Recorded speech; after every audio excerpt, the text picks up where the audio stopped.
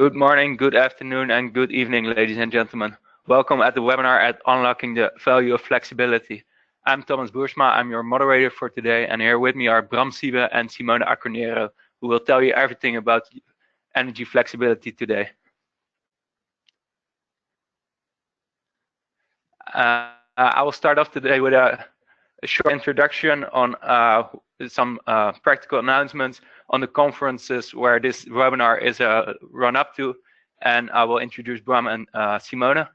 Bram and Simona will tell you today all about flexibility market design and the barriers to distributed flexibility. In the end, we will have a shared Q&A. You can address your questions to either Bram, to Simona, or ask a question in general, and after that we'll be done for today. On the 11th and 12th of June, Solarplaza will organize a conference on energy flexibility in Copenhagen, the Energy Flexibility Forum. On this conference, we will bring together all key stakeholders in the energy chain who are related to energy flexibility to create a common understanding and a common language to push the agenda on energy flexibility further. Solarplaza has done over 100 events in over 30 countries, leading to a network of 60,000 renewable energy professionals. And this energy flexibility will be a step further in the integration of PV solar into the energy system.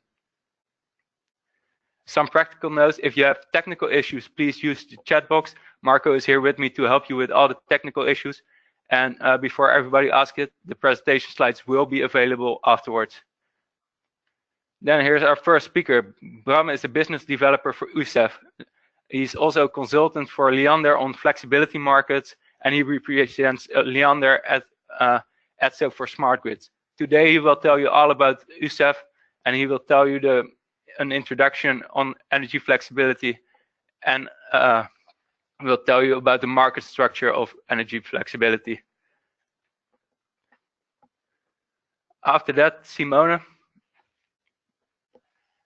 will tell you all about a FlexiDAO and how blockchain can help unlock distributed flexibility. Simona wrote a master thesis on the role of blockchain in grid decentralization, which was graded with a 10 out of 10. So if you have any questions on the role of blockchain in general or in grid decentralization, ask Simona. After that, we will have a shared Q&A, and you can send me any questions regarding the conference or regarding this webinar. Okay, we will start the presentation of Bram, and we will hand over control to Bram.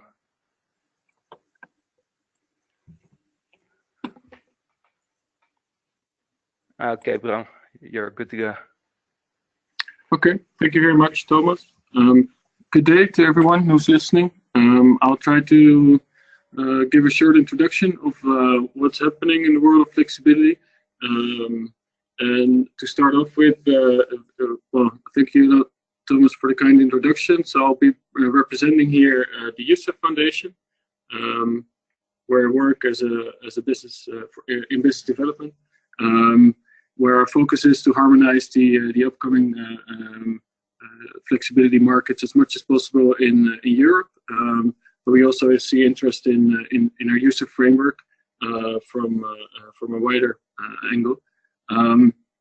So I'll guide you a little bit through how we see flexibility from Yusef, what we do as a foundation, and also what main challenges we see in the market. And I'll end briefly with some examples of how Yusef is also being used in some larger demonstrations and larger projects in Europe, as to unlock flexibility in a single harmonized way. So to start off, very briefly, Yusef is a foundation. It has 6 core partners who have been part of us since 2014. We're an independent foundation, and our main goals is to have. So we've we've developed a framework in about 2014, 2015, which explains the or highlights the complete ins and outs of how flexibility markets should look like, what the roles and responsibilities are of the various actors in the flexibility market, what adjustments in market design is needed, but more importantly also what information structures do we need, what interfaces do we need, and how could these, for example, up to a messaging level, be designed to look like. Our main principles is everything that we provide is freely available. So we want to have as much openness in everything we do. Also, our T reference implementation come later to all the things that we've designed is based on market-based principles, designed from an integral perspective, and purely consumer-centric.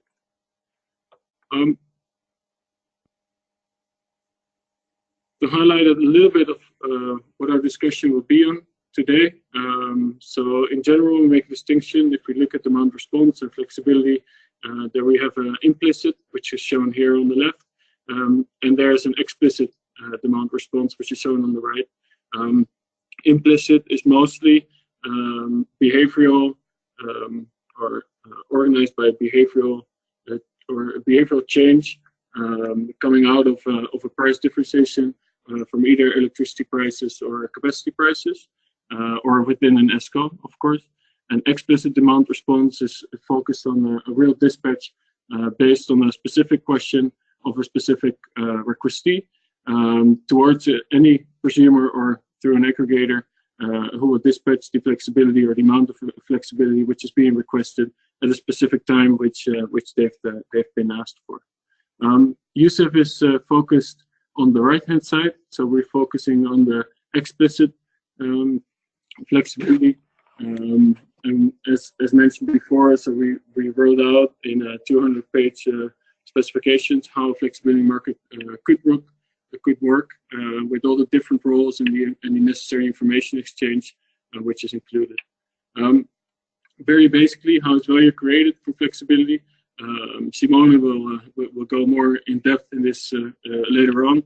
What we've described is that we see any consumer with any provision of flexibility from their assets that they own, either from a commercial industrial perspective or from a residential perspective, will be able to deliver flexibility through a role which we introduce in our framework, which is called the aggregator role. There's a lot of discussion. I'll go a little bit more in depth later on the specific role. And the role, the flexibility can be delivered to either the BRP for portfolio optimization, of course, also already being done also for the TSL for balancing purposes or congestion management, but definitely also more and more upcoming is the requestee of a DSL being able to use it for capacity management, constraint management, or congestion management issues, up to voltage control, for example. So what we see is so what we've described here is purely a role-based model. So we don't prescribe who should take up which role combined to the other ones. In general, I would say that flexibility can be traded, and I think this is highlighted at the conference as well, in multiple ways. What we see mostly is, I think at this point in time, at least in Europe, is the bilateral trade. There's a lot of one-on-one projects or demonstrations coming up between either the DSOs and the aggregators or BRPs and aggregators to perform aggregated or to deliver aggregated services, aggregated flexibility to either one. This is also what we've described in our first USEF description. But especially the last year and a half, I think we also see that there's more and more interest to provide exchanges or market platforms through which multiple parties will make sure that they can find each other on the exchange and on the sale of flexibility. Also, larger exchanges in Europe, existing energy exchanges are working on this. And we're also making our USEF framework applicable to trade via exchanges in the second quarter of this year. And lastly, of course, and I think Simona will go in more depth here as well, is the use of blockchain, which is not yet covered within USEF. But let's see what happens in the near future from this perspective.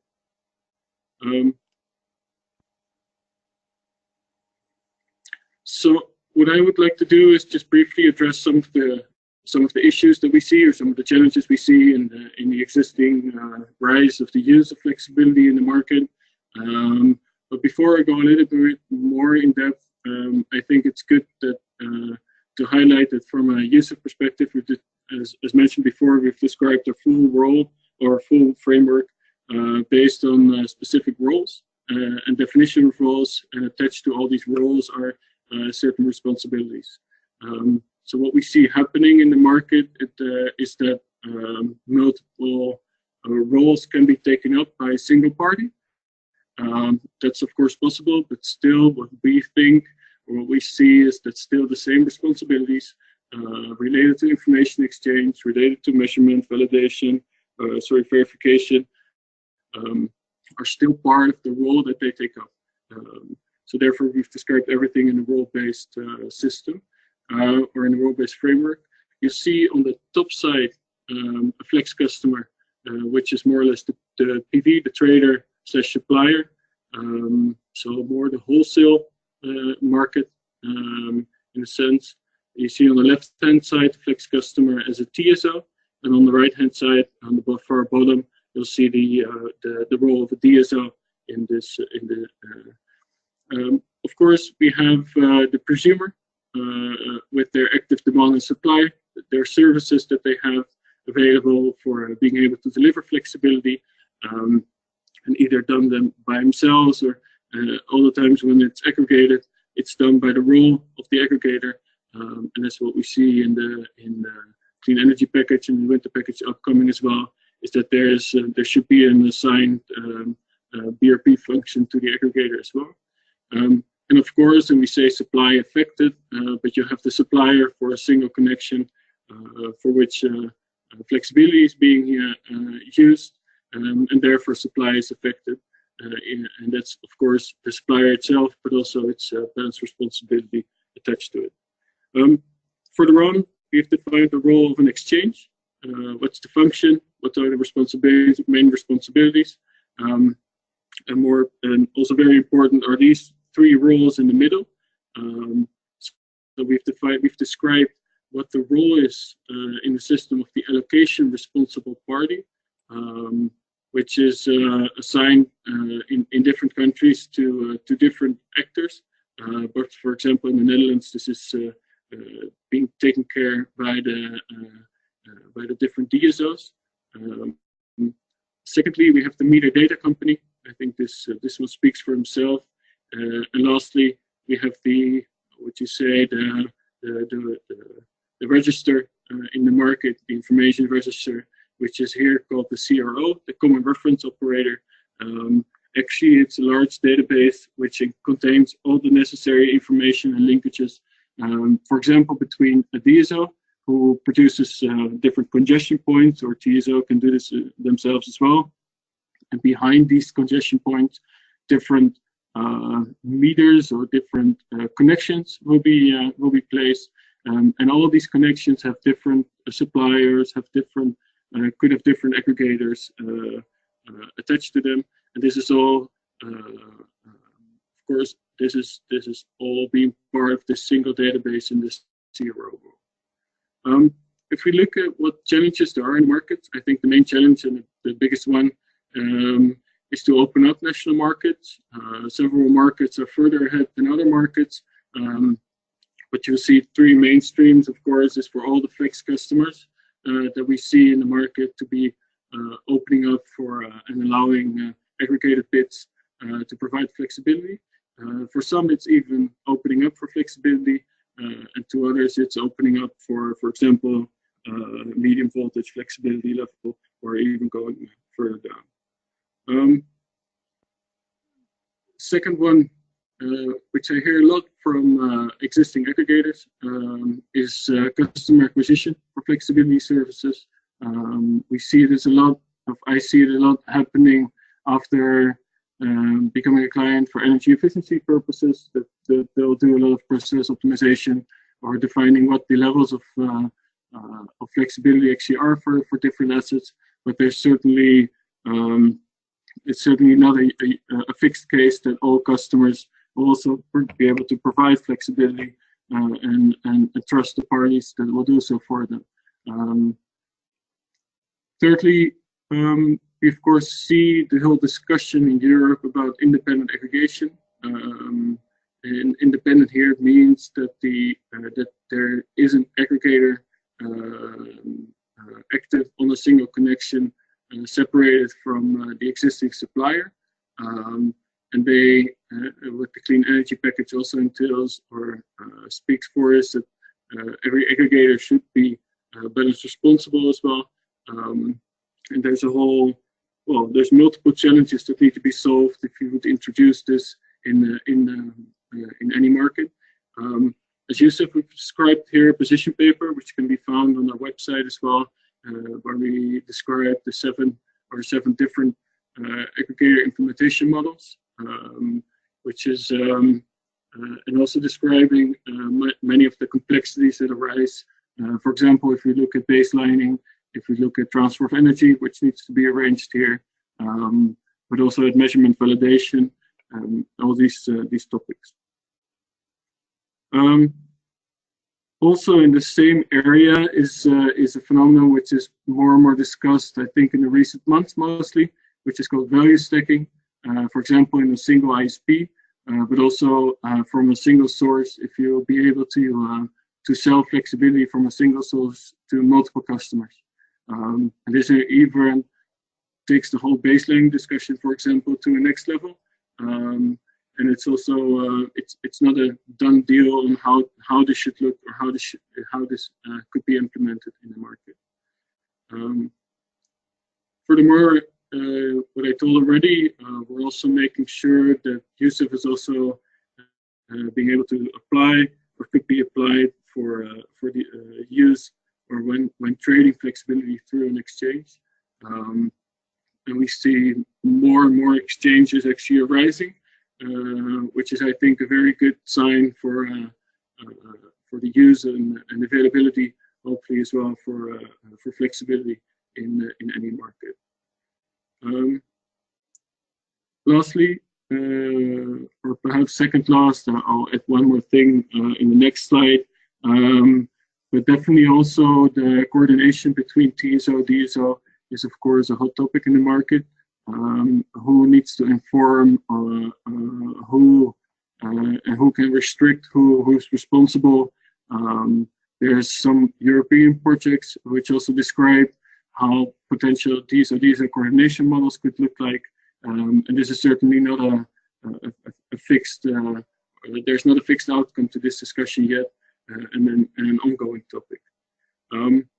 What we also see in the market is that there's multiple projects in multiple countries actually arising when we look at the use of flexibility. And this is something I would consider as a last challenge in the market, especially for the market parties active in these markets, but also for the ones who are creating these market platforms. The level of information sharing is not very different to the different countries that we have in Europe.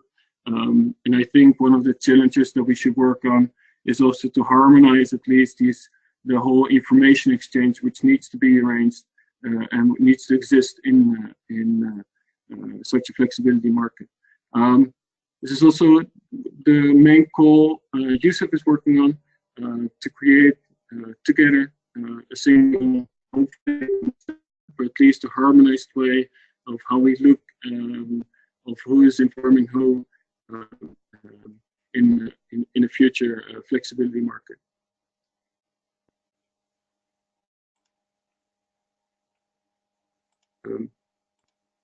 Thomas, it doesn't go through. Yeah. So specifically, what we have as Yusef is so we've described a whole set on specifications, design, and implementation guidelines for a USEF framework. So this entails actually a full range of, for example, process swimming lanes, information, details on who needs to know what point in time to efficiently unlock flexibility for any party in the market, market-based, of course. We've also translated this into an IT architecture layer, which is downloadable for you to download from GitHub, which we call a reference implementation, which might help accelerate a large-scale deployment or any deployment actually. And we have, which we'll come next to in one or two slides, is some first results and insights, and we have already some projects which are implementing USEF purely in a real market setting.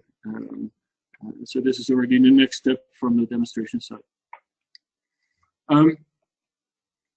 Sorry, this goes too quickly. So just to have a little bit of insight in where USEF is applied and how USEF is applied, I'll start from the left-hand side on the top side, and then we'll go down to this way.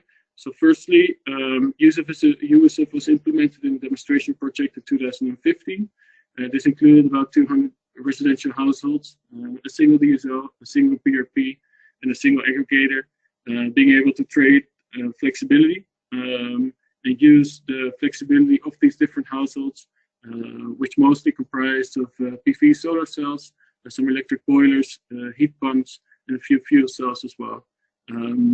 And what we basically try to see is what how interested and when the consumer was interested to actually participate in such a market, but also what if there was a real need for such a framework as USEF that we saw, and what for example, one of the outcomes was as well that we saw that in about 1/7 of all trades, there was an opposing interest from the BRP towards compared to what the DSO actually wanted. So, for example, the DSO wanted to have a flex down, and at the same point in time, the BRP was requesting a flex up, which described to us that there is indeed a need to make sure that there is a strict coordination in the market. What we have for demand and supply, of course, but we also need for flexibility. In the top middle, which is a project run by Alliander, where they've put out just recently a second market consultation where they're requesting the use of flexibility for in a specific area in the eastern part of the Netherlands, and this is because they would like to have the use of flexibility purely for congestion management reasons. And this is I think one of the first real market based flexibility markets which is up and running in at least in the west of Europe. USEF will also, part of USEF will also be applied in one of the demonstrations of the Interflex project. This is now being organized and set up, where USEF will be applied in more of an EV and smart charging related project pilot. USEF is also being implemented outside the Netherlands. So what we see here is that Scottish Power, for example, is in their fusion project also looking at how to implement USEF for DSO congestion management and this procurement for flexibility for DSO congestion management. And we're also looking at, for example, a very nice project in Germany. If USEF could also be part of a new smart market design in order to make sure that we standardize and harmonize different means for verification. And lastly, USEF is also being used in a project which is looking at how to efficiently and in what ways to unlock flexibility from data centers, which is also a larger European project, also being carried out in the Netherlands, but also in the UK, Poland, and Italy. where they're looking at what type of market platform is needed and what is the different what information needs are there as well between mostly here a DSO, an aggregator, or and a data set. So if that's okay, Thomas, I can take some questions if necessary. Otherwise, we can also first go to Simone and then we'll take the questions afterwards. That's up to you. Okay, thank you, Bram. We'll do the Q&A shared afterwards. So then we go first to Simona. I want to remind the audience, please use the question box at the right side of your screen to ask questions, and you can address them either to Bram, to Simona, or in general. And then I would like to introduce Simona. As I said, he's the co-founder of FlexiDAO. He wrote his master thesis on the role of blockchain in grid centralization. He can answer any questions on blockchain or grid decentralization. And he will now introduce FlexiDAO and breaking the barriers to distributed flexibility. I'm going to hand you the control, Simona, and then you're good to go. Okay, thank you, Thomas, and hello, everybody. First of all, thanks a lot for having us and letting us give this presentation. And also thanks Bram for giving the overview and for the work of the USEF network that we've used a lot as reference to our work and for all the business model proposals that they do on their website.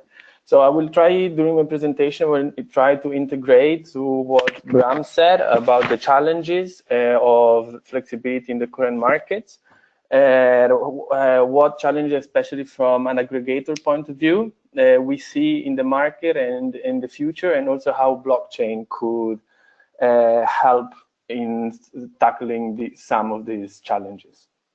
So first, a brief presentation about a brief introduction about FlexiDAO.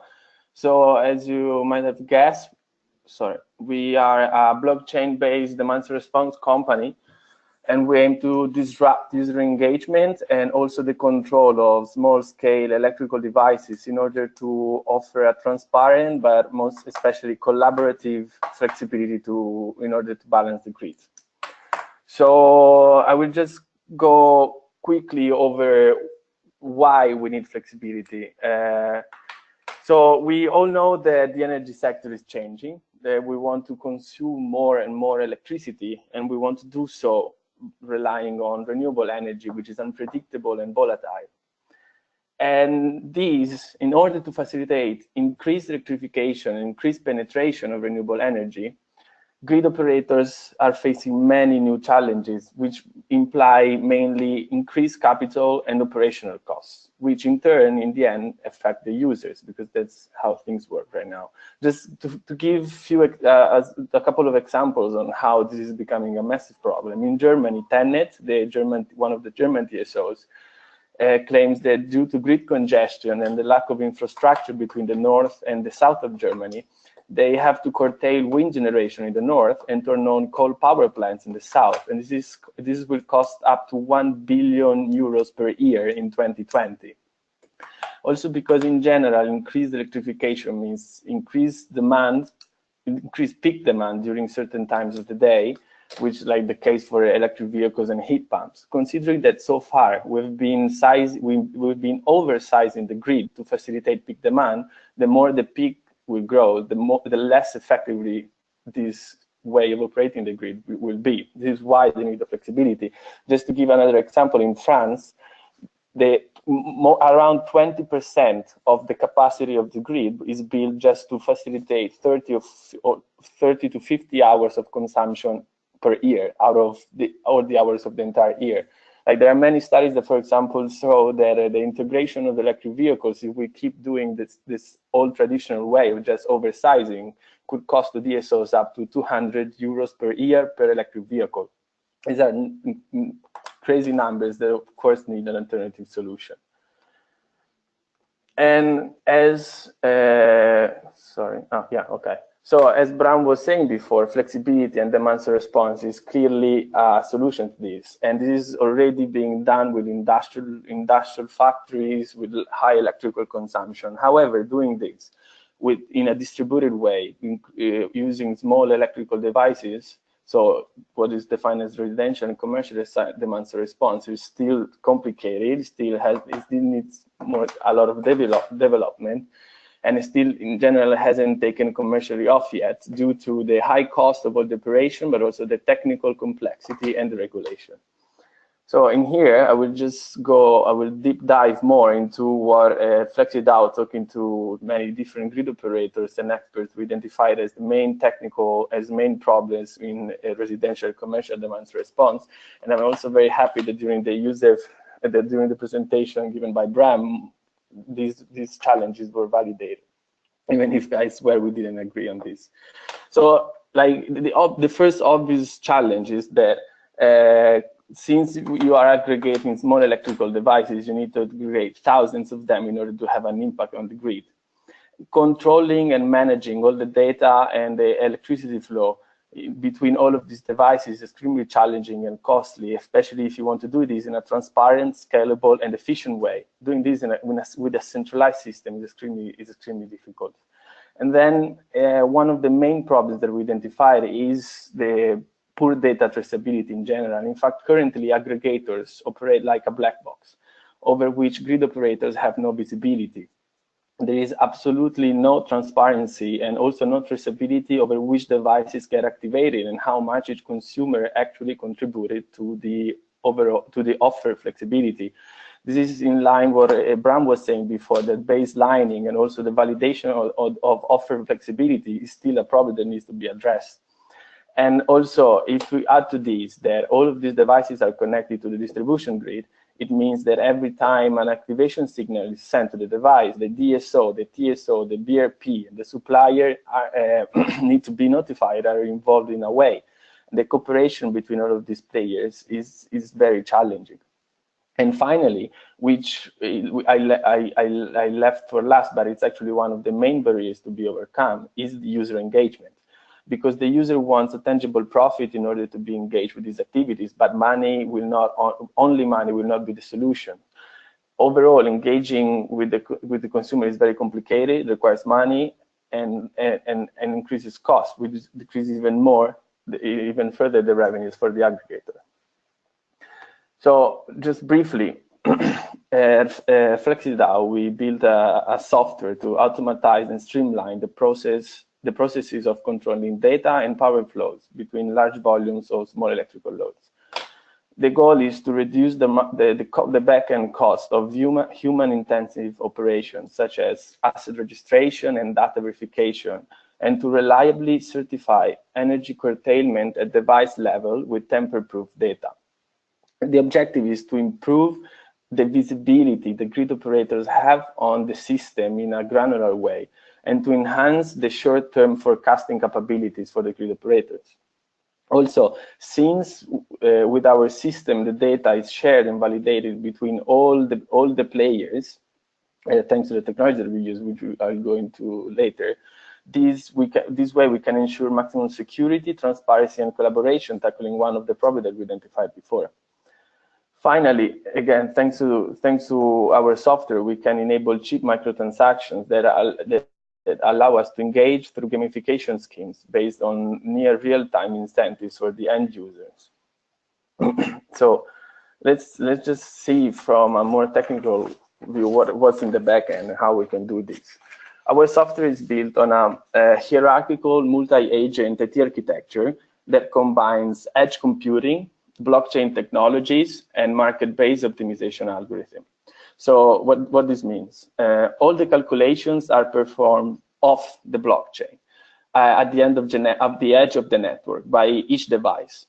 And then all the calculations that are performed are linked to each market participant through their digital identity, which is stored on the blockchain.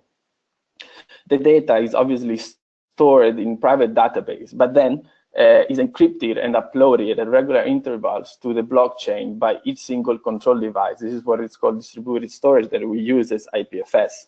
And also, of course, as I explained before, we also enable digital asset transactions. So these are the main features that, by combining features of different technologies, enable us to tackle the problems that I identified before. But even though, I forgot this part. I was actually going to this part, because even though we identified these solutions, this technology could be a solution to the barriers identified, to the problems, challenges identified before. There are still many barriers that, especially blockchain, but in general as an aggregator, we are facing to take this to the market. So I would like to do this poll with you to understand which one do you think is the main barrier that as an aggregator using blockchain we are facing.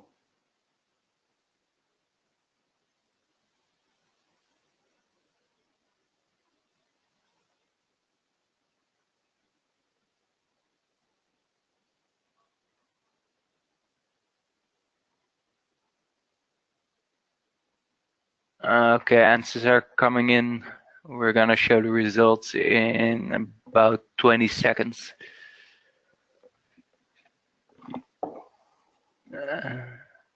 So what do you think it's the biggest barrier that blockchain-based applications have to currently face in the energy sector? Is it technology readiness, consumer acceptance, regulation, or do you see any others?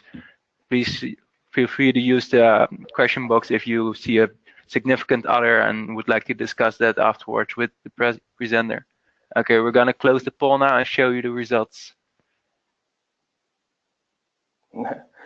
Okay, I think we all agree on this. So while the first one is definitely a challenge, I believe it will be addressed with no problem by many smart people that are working on this.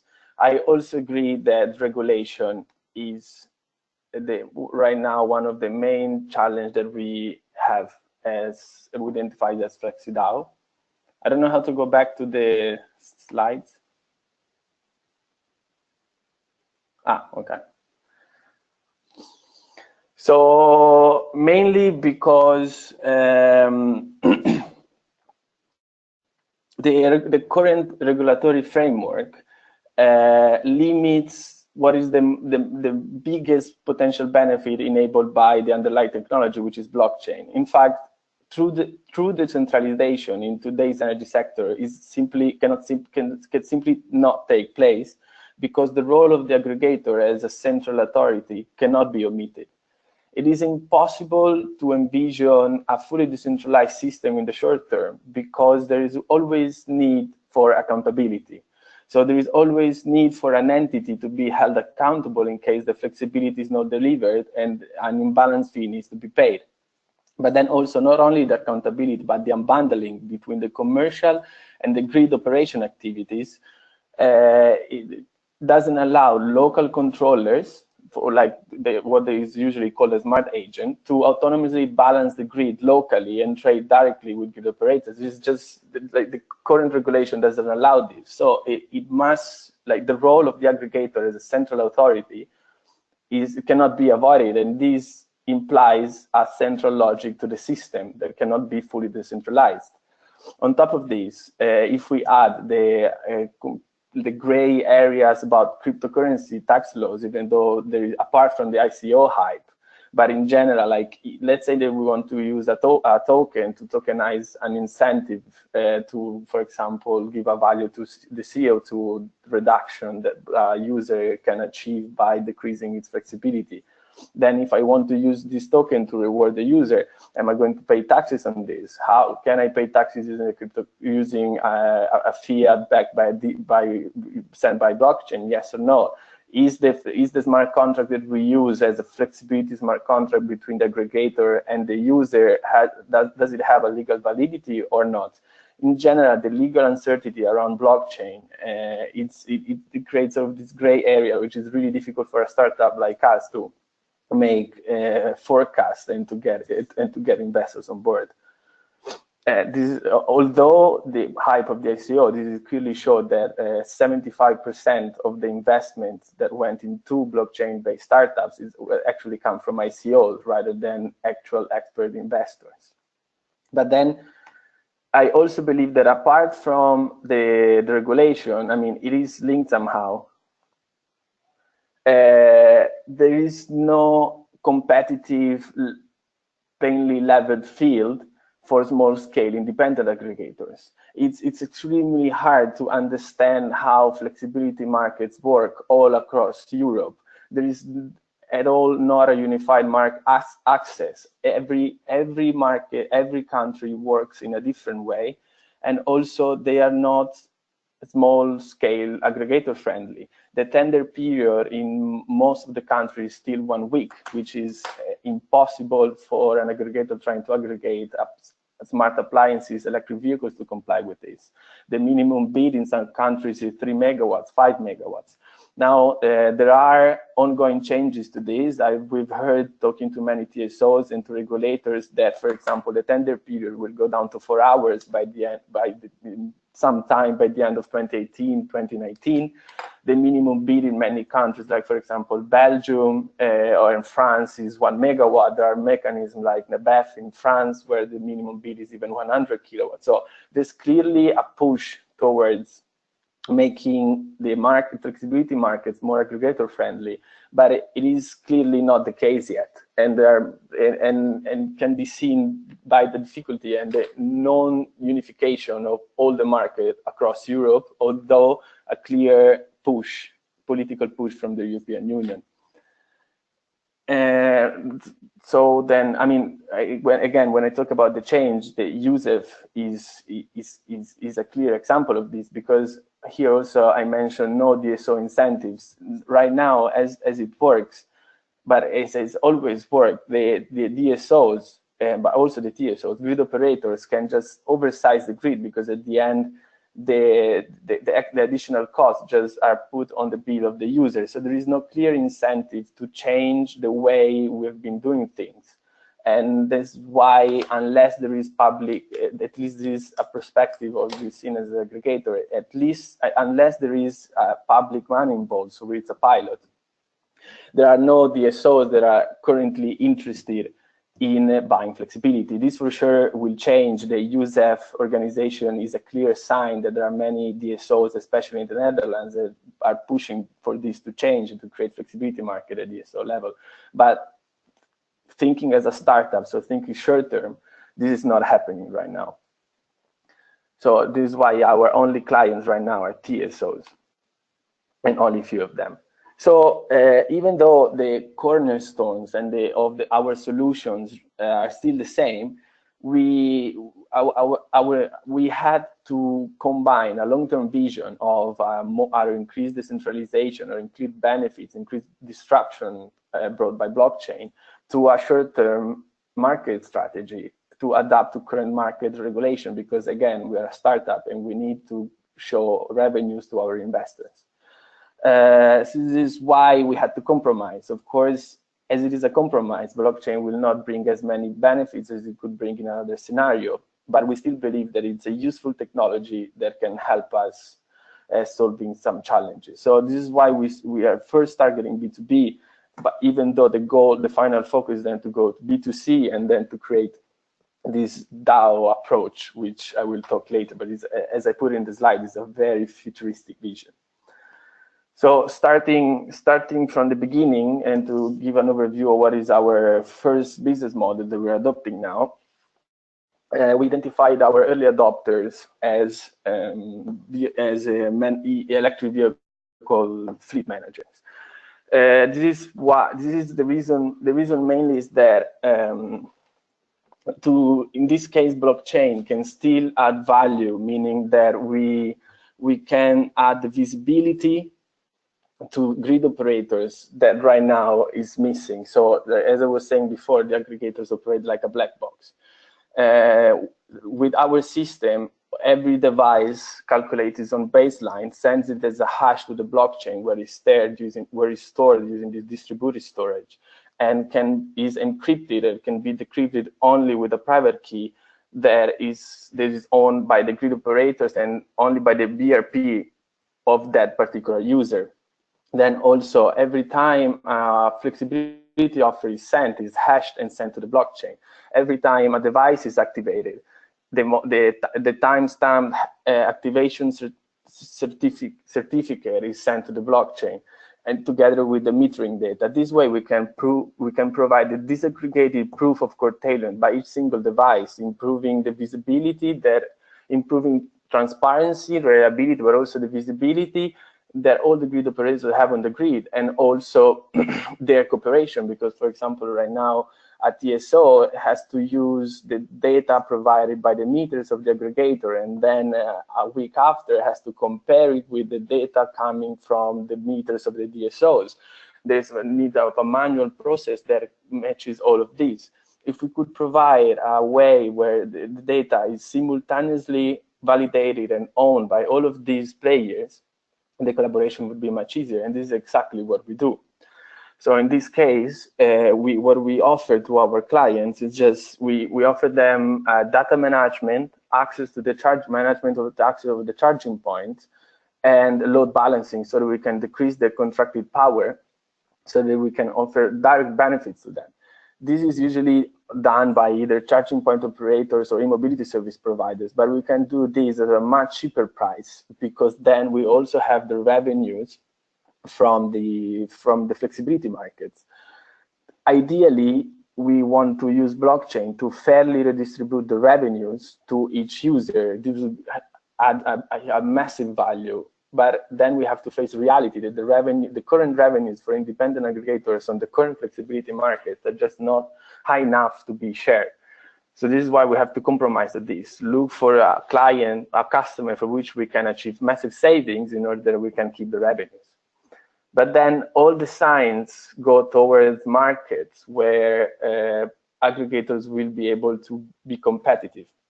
And this is then our vision and where we believe that the true value will lie, which is B2C. So in this case, we want to control the devices in the households and then actually use the tokenization that is enabled by blockchain to create an incentive scheme for the user by creating a token that can actually increase user engagement by giving them constant feedback, constant reward, to actually make him feel part of the system and giving a tangible proof of the contribution that is giving both to the grid and to the environment. And also, again, in this case, the transparency and the fairness of the system enabled by blockchain will be a huge point, because right now, again, as aggregators work, they just send an activation signal, and users might or might not respond. They overestimate, so they send a signal to 100 devices to get 70 to respond. And then who responded is not actually well known. This way, we can add a benefit that in the previous use case were there and would be there with our solution, just not enabled by the market. And then finally, this is a long-term vision that it will bring me to my next poll, that is fully decentralization. So the creation of a DAO, a decentralized autonomous organization. This is also why our name FlexiDAO. We envision our business in 10 years as a software as a service, which can empower energy communities or local microgrids to install these softwares on every single smart agent. And then these softwares can take autonomous decisions and trade independently on the market that, for example, Yusef is developing. This increases the automation of the backend process, increased privacy, increased security, because each user is actually identified by the digital identity. So nobody actually knows who this information belongs to.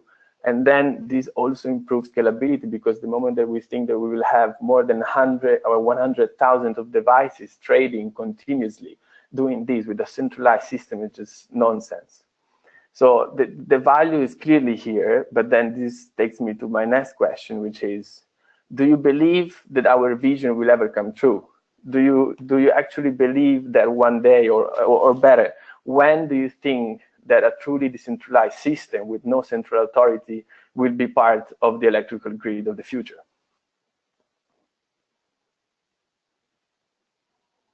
Okay, so we're gonna give you 30 seconds again to answer this question. Please remember to use the question box if you have any questions for the presenters. I'm done. I finished then. Okay. And we will discuss some questions we already have here then. Okay, so we're gonna close in 5 seconds. Take your pick, and back to you, and we'll launch the results.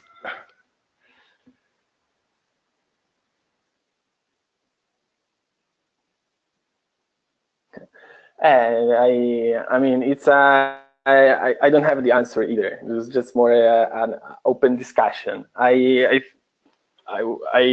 fully decentralized system for the reasons I explained before.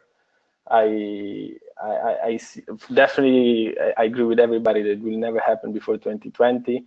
I see it very hard before 2030. Who knows before 2050? I hope that never will not be an answer, even though there's like still discussions even within our company. But anyway, I'm done. Okay, thank you, Simone, and thank you, Bram. We'll unmute you both for the shared Q&A. We're gonna start off with a question for Bram asked by Leo. Is implicit demand response cheaper than explicit? And what are the low-hanging fruits at the moment in terms of demand response?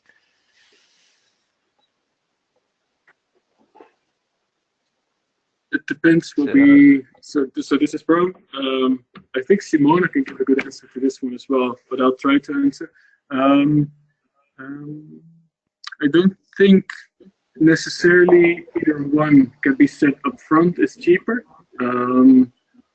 It's also a question about the ease of implementation.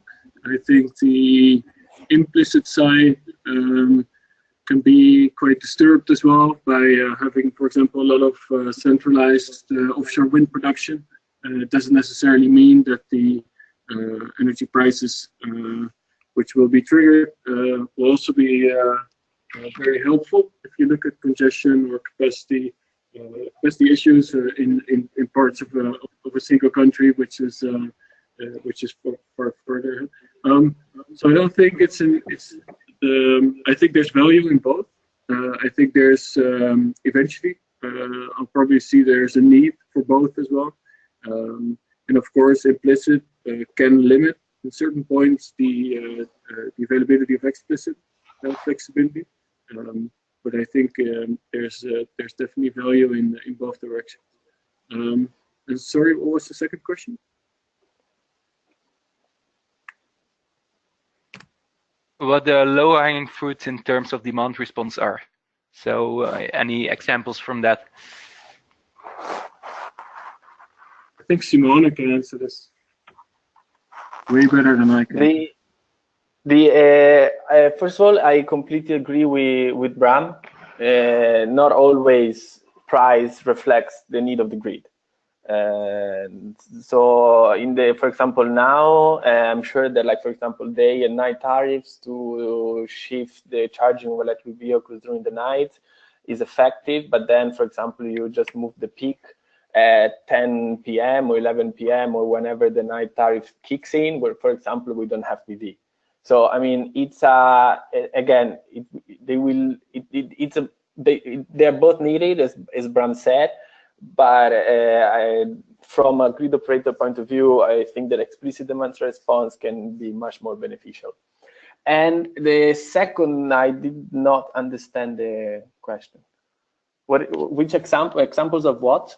Sorry. Of low-hanging fruits in terms of demand response. So I think what the question is could you give some examples, some real-life examples of demand response where it could be realized?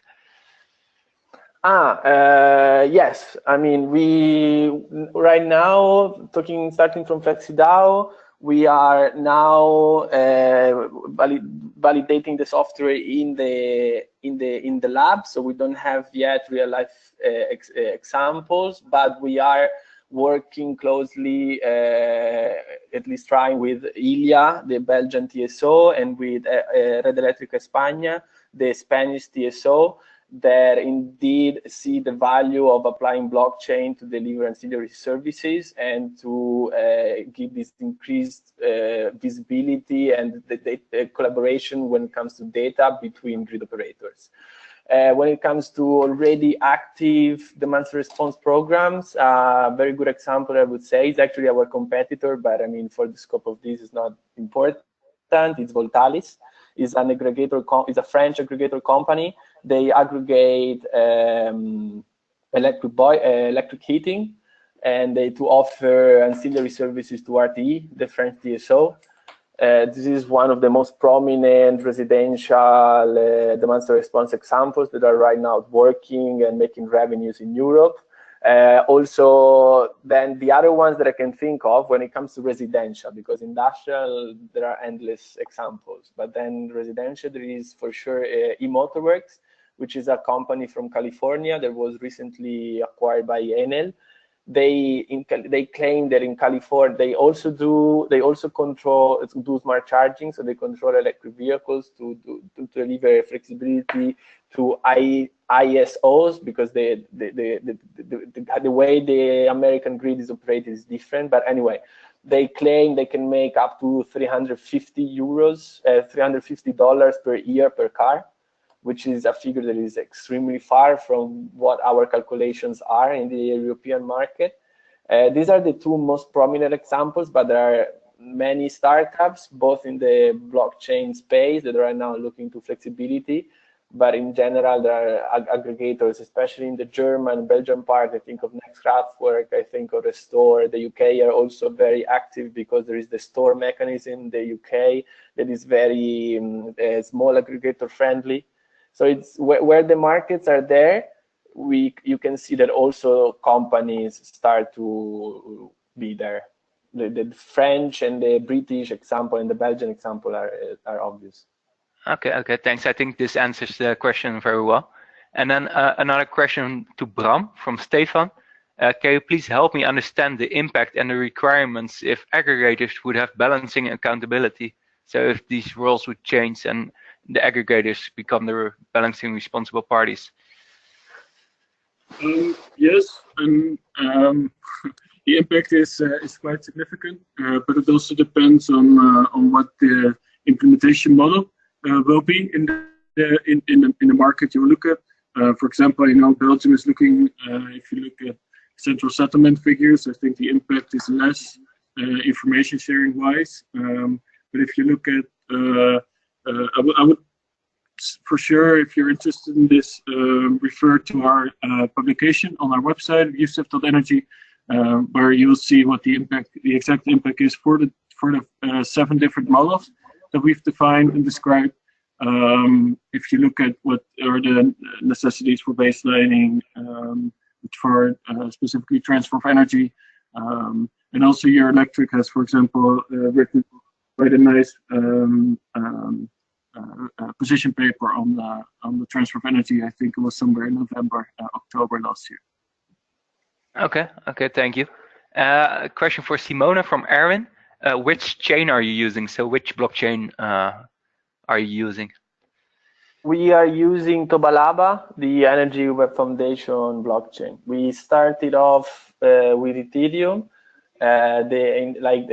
Our research at KU Leuven, when I did the master thesis, was to indeed assess the difference and the feasibility of using different kind of blockchains, so public, private, proof of authority, Fabric, Ethereum, all of these. And we found out that as long as our results show, the private proof of authority blockchain is the way to go.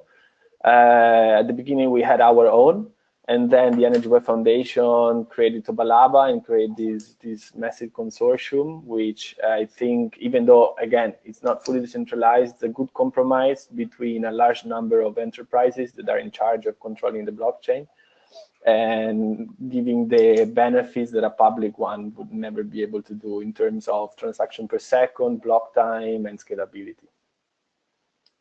Okay, so we're gonna address one last question.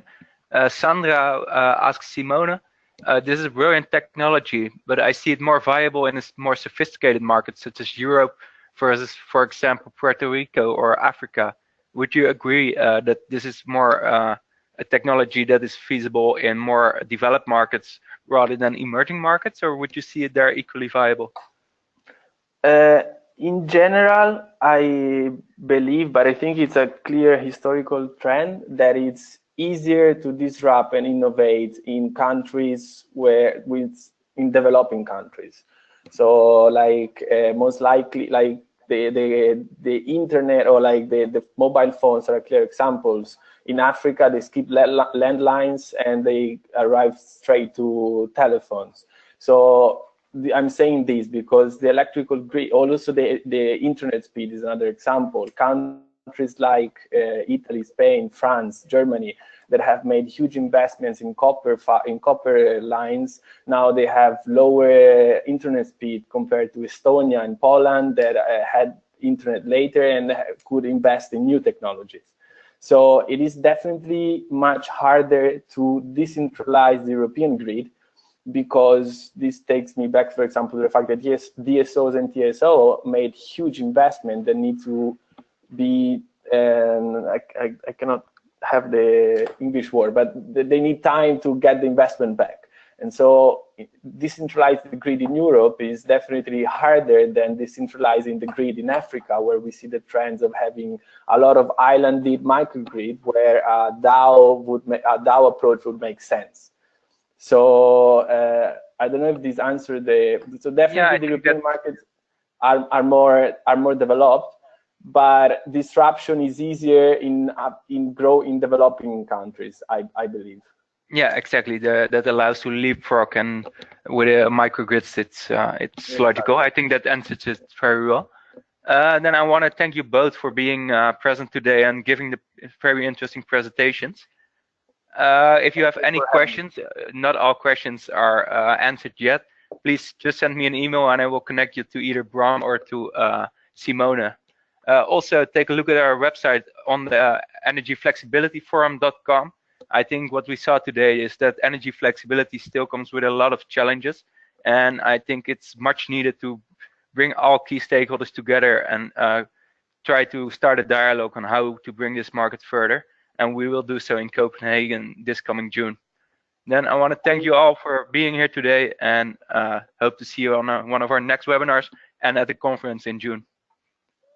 Thank you very much. And also, if anybody has any question or interest about what about FlexiDAO or presented, and either through LinkedIn or through my email, which is in the presentation, no problem. Feel free to contact me. I will be very happy to answer to all the questions. And the same holds for Yusef as well. Thanks a lot for listening. Thank you very much. Thank you. Bye. Thanks.